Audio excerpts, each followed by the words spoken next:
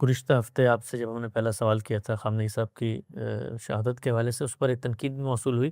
وہ یہ کہ یعنی آپ لوگ، ان کا کہنا یہ ہے کہ ہم سب لوگ بتاتے رہے کہ دنیا تبدیل ہو گئی ہے، نئی سیاسی اقدار اور یہ قانون کی حکمرانی، حق خود ارادی اور یہ بنیادی انسانی حقوق، جمہوریت کی بحث ہو رہی ہے، لیکن آخرکار 70 سال بعد تو یہ ہمارے سر پہ آ کر پھر سے مسلط ہوئے۔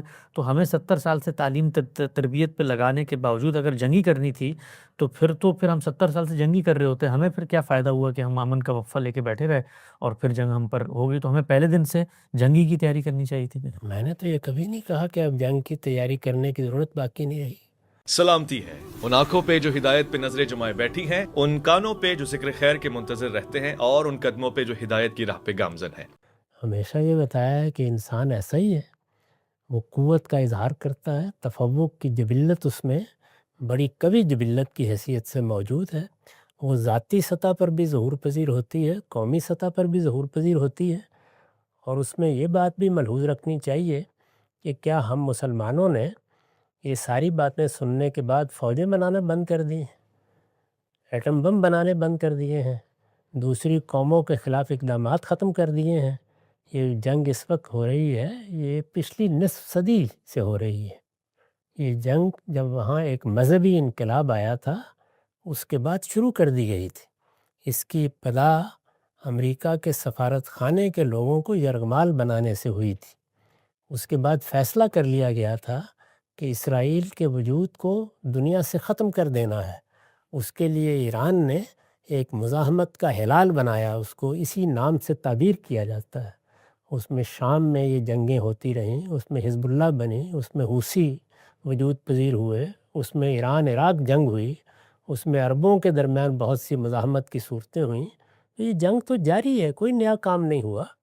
جو بات میں پہلے کہتا رہا ہوں اور اب بھی کہتا ہوں وہ یہ ہے کہ اس سارے سفر میں ہم نے کچھ اقدار سمجھی ہیں۔ وہ اقدار وہی چاروں اقدار ہیں، یعنی دنیا میں اصلاً کیا ہونا چاہیے، یہ جو کچھ ہے یہ ہے، دنیا اسی طرح کی ہے۔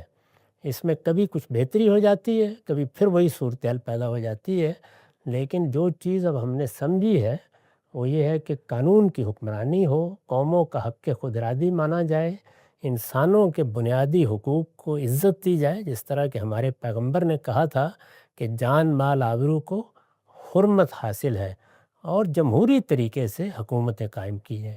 یہ سیاسی اقدار ہیں، اقدار یا ویلیوز، یہ ہمارے اخلاق کی وجود سے پیدا ہوتی ہیں۔ ان کو سمجھنا چاہیے، ان کے لیے جدوجہد کرنی چاہیے۔ یہ کہ یہ سب ہو جائیں گی اور ہمیں اس کی کوئی ضرورت باقی نہیں رہے گی کہ ہم فوجیں رکھیں اور ہم ہتھیار بنائیں اور ہم اسلحہ بنائیں، نہیں، میرا نہیں خیال کہ دنیا میں کوئی وقت آ سکتا ہے۔ خواب البتہ ہم ضرور دیکھ سکتے ہیں، یہ خواب فلسفیوں نے دیکھا ہے۔ ہمارے اپنے زمانے میں برٹن رسل اس کو اپنا آدرش سمجھتے تھے، نصب العین سمجھتے تھے، ساری زندگی اس کی تبلیغ کرتے رہے۔ وہ یہ تھا کہ عالمی سطح پر ایسا نظام قائم کر دیا جائے جس میں قوموں کو ایک دوسرے پر چڑھ دوڑنے کی ضرورت نہ رہے۔ یہ خواہش ضرور ہے، لیکن یہ خواہش کبھی پوری نہیں ہوئی۔ جو عالمی نظم بنایا گیا تھا اس میں بھی یہ طے کیا گیا تھا کہ 5 قوتوں کو اس میں استرداد کا حق حاصل ہے، ویٹو حاصل ہے۔ اس لیے قوت ہی حکومت کر رہی تھی، قوت ہی فیصلے کر رہی تھی، قوت ہی فیصلے کر رہی ہے۔ ان سیاسی اقدار کا جہاں جہاں ظہور ہوا ہے، جتنا ظہور ہوا ہے اس میں خیر ہے۔ یہ بالکل ایسے ہی ہے کہ ہم اسلام کی دعوت دیتے ہیں، لوگ اسلام کو بالکلیہ قبول نہیں کر لیتے، لیکن جو جتنا قبول کرتا ہے اتنا خیر کو اختیار کر لیتا ہے۔ تو دنیا میں خیر کی، اچھی اقدار کی دعوت یہی ہوتی ہے۔ کبھی اگر مکمل طور پر ان اقدار کو خیر بات کہہ دیا جائے تو پھر وہی ہوتا ہے جس کو ہمارے شاعر نے چنگیزی سے تعبیر کیا تھا، پذیر ہو جاتی۔